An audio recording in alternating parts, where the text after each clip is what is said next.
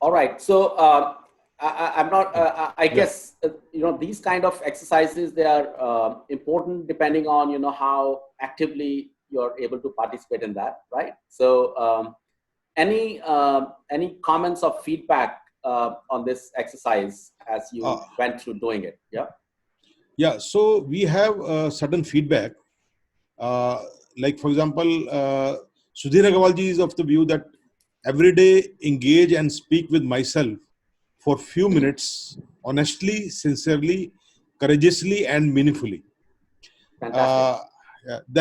Then we have another response from Manoranjan Mishra to change the surrounding people for meeting a better future, prepare myself for this idea, ripple, resistance from people, important.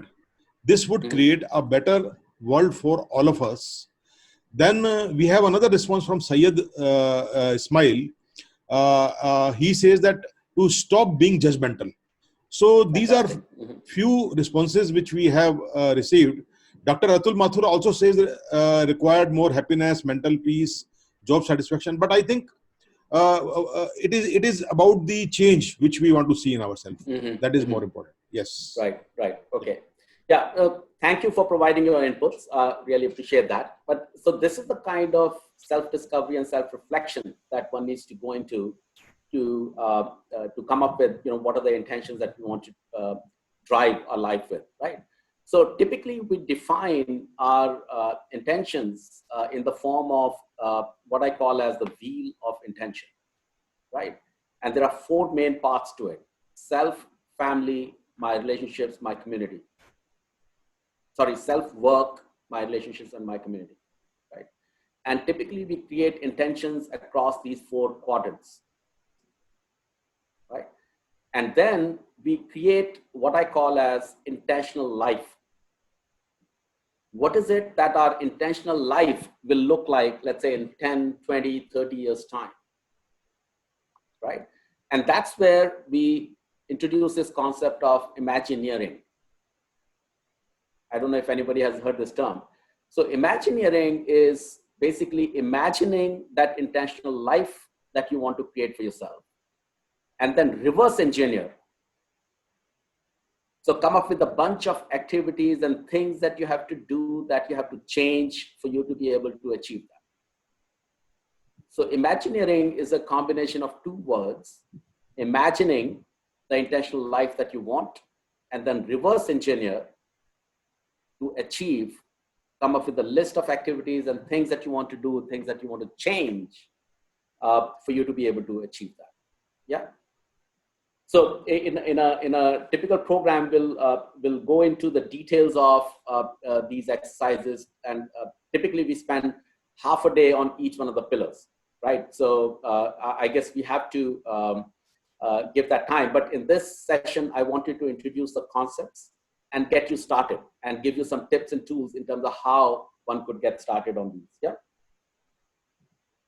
So power of intention is about identifying what is important for me, what matters to me the most, what do I want from my life. And in that context, the two concepts that I introduced were emotional integrity, be honest to yourself. And the second is about disease to please. How do we get rid of that disease to please? How can we make more decisions and choices based on what we want? And as you start making these choices more consciously, more intentionally, you get into the space of life of no regrets. Because once you make choices, so I'm reminded of this interview that we did with Dr. Kiran Bedi. This was a number of years ago. I guess all of you are familiar with the name Dr. Kiran Bedi. She's now the Lieutenant Governor of Pondicherry. And people either hate her or love her. So there are no middle grounds, And that is what leadership is all about, by the way. So leaders have to follow what they think is right. And it may, a lot of people may not consider that right. So in one of the interviews with Dr. Kiran Bedi, somebody asked her the question that, you had to make so many compromises while living your life, because the family was kind of neglected and they were not very happy with her, her daughter and her father and her husband, etc. So the question was, so you had to make those compromises. And if you had to live your life again, would you make any changes? Right. And she almost got angry at that question.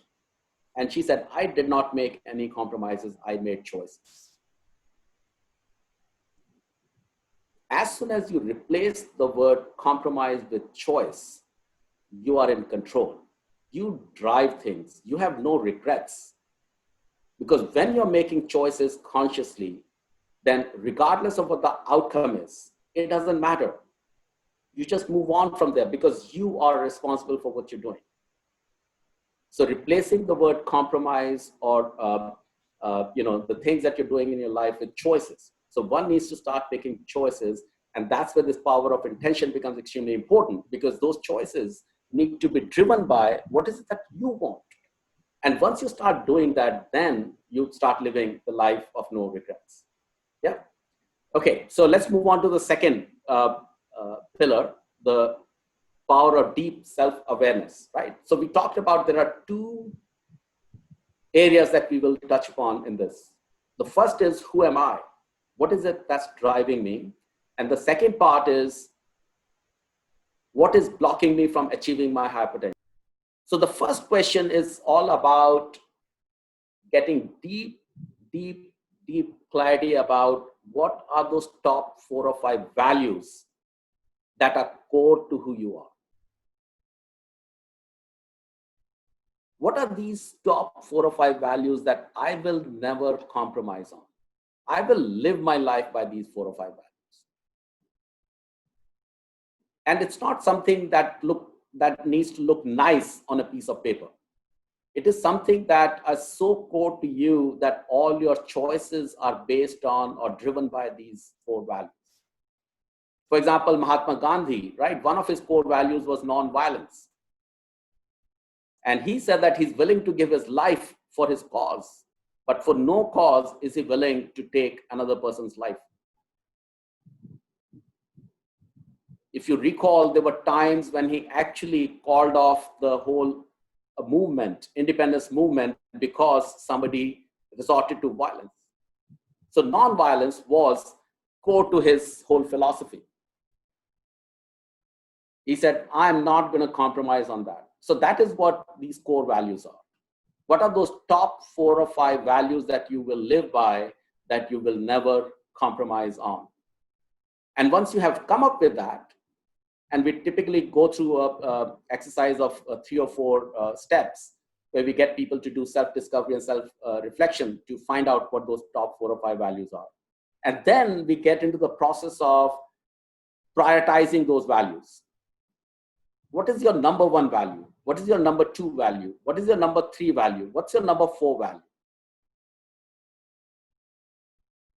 Now, question is, why is the prioritization important? Now, prioritization is important because you will come across situations in life where you will have conflict between 2 of your own values. And how will you make a decision in that situation? It is easier, it is less conflict if you have already figured out what the priorities of those values are. As leaders, we have to make decisions, right? And if it is a decision between right and wrong, everybody knows how to make that decision. It's simple, right? The real difficulty is when you have to make a decision between one right and another right. And that is the challenge. That's the dilemma that we leaders have. And you cannot do that. You cannot make those decisions. You cannot make those decisions, peacefully and confidently unless you have clarity on the values and the prioritization of values. And I can come up with thousands of examples where you can be in a situation where 2 of your top values could be in conflict, and you have to figure out what comes before the other. Yeah. Now, just to give you an idea of, this is the values identification checklist. We go through a variety of exercises to get people through that, right? Now, it is not just a wishy-washy thing to be clarity on values, right? Now, there was this Harvard research that was conducted to say, is there a relationship between some values that leaders have and relationship with the business leadership success? Now, in this case, we are talking about purely materialistic success for the business. And this research found that the leaders that were rated high on character, they delivered about 6 times the ROA, return on asset, compared to the leaders that were rated low on character. So it is not that having these core values and living your life by these core values is going to diminish your ability to bring success to your organization, to your business, or to your family, etc. And the surprising part is that if you look at what were the 4 top values that they were talking about: integrity, responsibility, forgiveness, and compassion.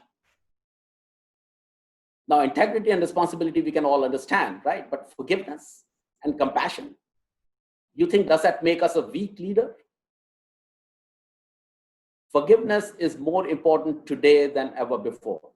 If you don't create a culture of forgiveness in your organization, you don't have any innovation happening in your organization. People need to be able to take risks.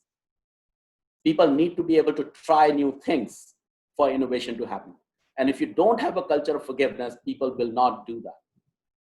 So it is more important today than ever before. So you need to have forgiveness is as extremely important trait in yourself as well as in your organization. And compassion. I mean, how do you figure out what the met or unmet needs of your customers are to be able to have your business meet those needs?